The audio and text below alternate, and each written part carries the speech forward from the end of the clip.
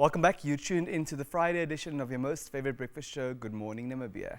As organizations review and implement the COVID-19 workplace policies, the coronavirus crisis continues. Employers assess their next move as to what actions they can take if workers refuse to get the jab. And in the meanwhile, many employers are introducing stricter working rosters, enforcing working from home, or simply requesting employees to make use of their leave days. Others require unvaccinated employees to submit to weekly testing and take other safety precautions, whilst many institutions are incentivizing their workers with hampers and prizes for receiving the jab. The debate on mandatory vaccination in the workplace is gaining momentum, with many questioning their occupational tenure prospects. To put the Namibian stance on mandatory vaccination into context, we're joined by the Secretary General of the Namibian Employers Federation, that is Mr. Daan Strauss, via telephone. Good morning, sir, and welcome to Good Morning Namibia. Good morning to you, and thank you very much for having me. Mr. Strauss, we are reliably informed that one is allowed to do so until March every year. So happy 2022 to you and other employers. Thank you very much. Same to you then. Thank you very much. What exactly is the country's current stance on mandatory vaccination in the workplace?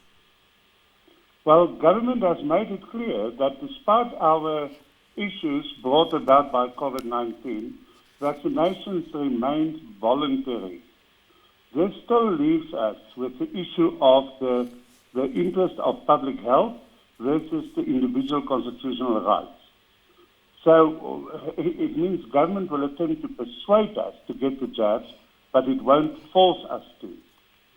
So we can expect no intervention from that source, either from the Ministry of Health or the Office of the Prime Minister or whatever government institution deals with this, but they are very clear that vaccinations remain voluntary.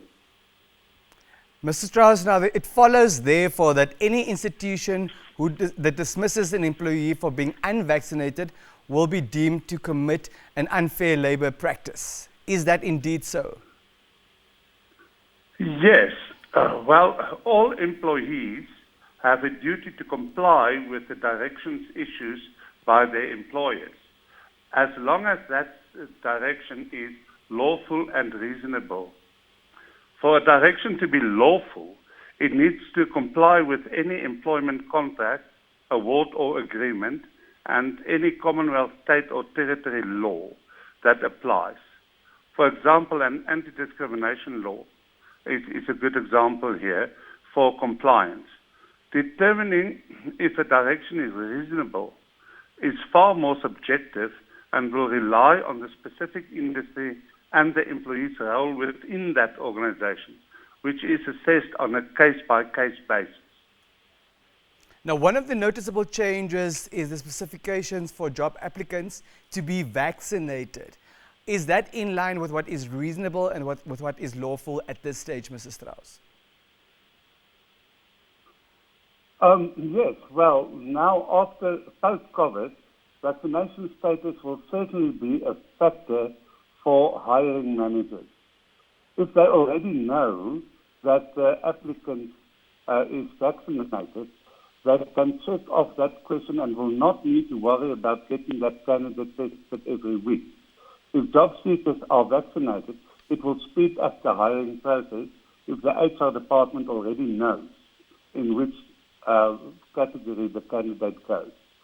Overall, employers want to hire qualified candidates who will be an asset to the workplace. Candidates may not be vaccinated when they apply or at the time of the interview, but if they are required to be vaccinated by the first day of work, that needs to be very clearly communicated. And if they agree to accept the job under those conditions, they must then comply with that requirement? Yes, but based on the agreement, any directive by an employer must be negotiated and agreed with the employee.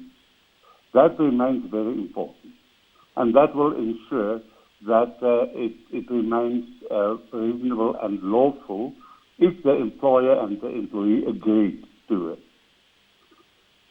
Now, Mr. Strauss, many may argue that in terms of the Labour Act as it stands, employers have a responsibility to provide a safe working environment and that therefore non-vaccinated staff present a health risk. What possible operational solutions can be introduced for the safety of vaccinated employees?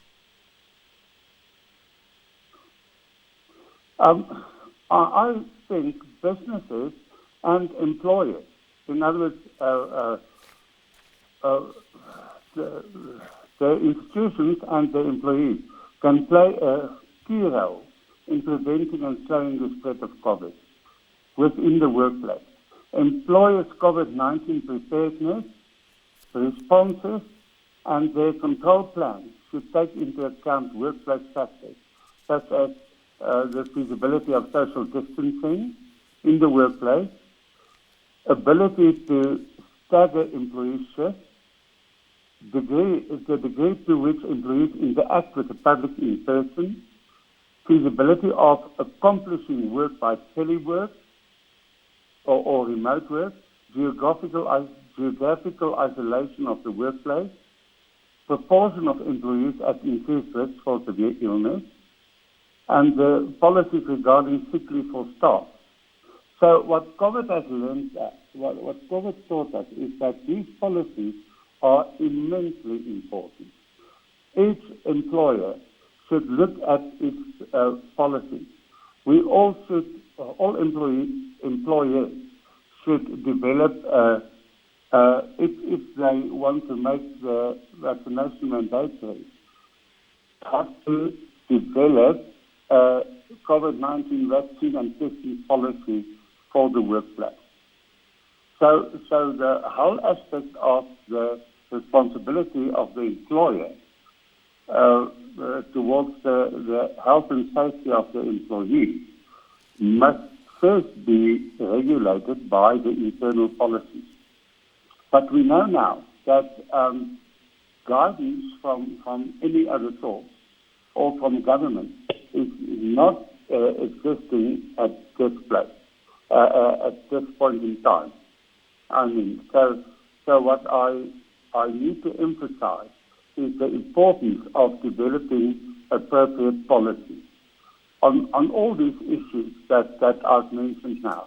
The social distancing in the workplace, ability to stagger employee shifts, the degree to which employees interact with the public face-to-face, feasibility of accomplishing work by telework or remote work, and isolation of the workplace geographically. Then of course, one should also have a policy for that proportion of your employees that would be at increased risk for severe illness. Thank you, Mr. Strauss. I wish we had a lot more time to discuss this very pertinent issue, but we have unfortunately run out of time. Any concluding remarks this morning, please? Well, in terms of human resource management, COVID-19 has shown us that remote working will become the norm, or that working practices will become more flexible. So I just want to, we have a work from home guide, and people are welcome to contact the Namibian Employers Federation to get a copy of this work from home guide. If employers and obviously its members can develop their own work from home policy, that would be great, because that will also give them the required leverage to negotiate with employees on what should be contained in such a policy, what is acceptable and what is not. Thank you. Thank you very much, sir. Very well.